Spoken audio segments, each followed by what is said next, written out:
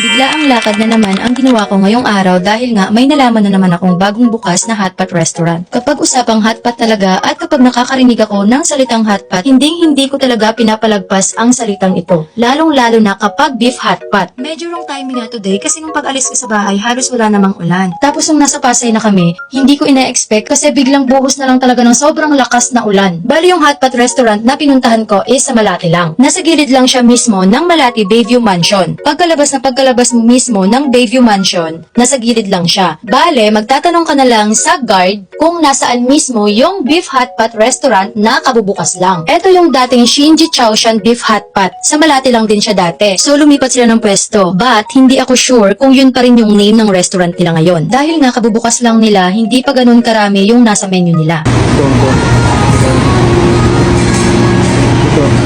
Ito yung pinaka-paborito ko sa lahat, yung fresh beef. Ang beef na ito, hindi mo na siya kailangan lutuin pa. Isasawsaw mo lang siya sa soy sauce na may wasabi. Sa halagang 999 pesos, sulit na. Talagang hindi kayo malulugi. At nakasisiguro ako na sa halagang 999 pesos, mabubusog kayo. Lalong-lalo na sa mga hotpot lover dyan, I recommend this restaurant guys. Promise, hindi kayo magsisisi. Very recommended talaga siya mga ate ko. Promise. Kahit ilang beses ko na siyang napuntahan before, kahit ulit-ulit ko na siyang nalasahan dati, talagang hindi nakakasawa yung lasa niya. Yung lasa niya is yung babalik-balikan mo talaga. Kaya kung ako sa inyo, i-try nyo na to. Wala namang mawawala sa isang try. Parang mas marami pa nga yung usapan namin kesa sa mga nakain namin. Sino nagsabi sa'yo dito?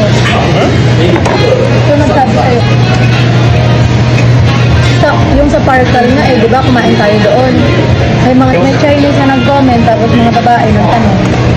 Parehas nga daw doon sa... Bale ilang beses ako umorder ng beef. Kasi alam nyo ba guys, na-ready ko talaga yung tiyan ko. Buong maghapon hindi talaga ako kumain ng rice kasi nga yung isa ng yaya na kumain daw ng hotpot ulit. So pinapili niya ako Korean barbecue or beef hotpot. Sabi ko sa kanya beef hotpot muna kasi sobrang tagal na rin na hindi pa kami nakakakain ulit ng hotpot.